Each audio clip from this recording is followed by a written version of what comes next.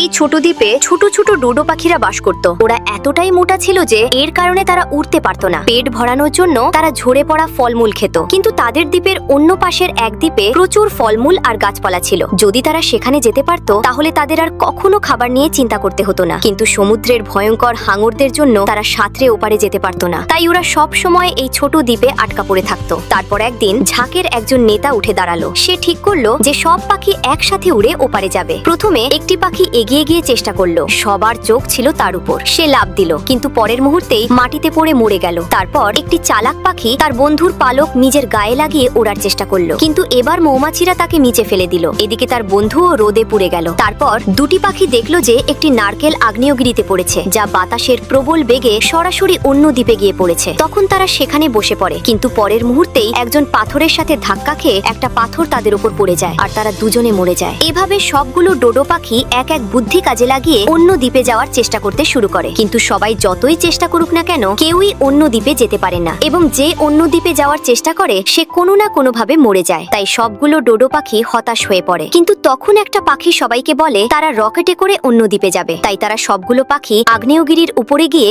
রকেটের মতো হয়ে যায়, এবং আগ্নেয়গিরি তাদের সরাসরি আকাশে পাঠিয়ে দেয়। কিন্তু তারা স্বর্গে যাওয়ার সিঁড়ির সাথে বাড়ি খায়, যার কারণে তারা সবাই আবার নিচে পড়ে যায় এবং সবাই সরাসরি এবার স্বর্গে চলে যায়।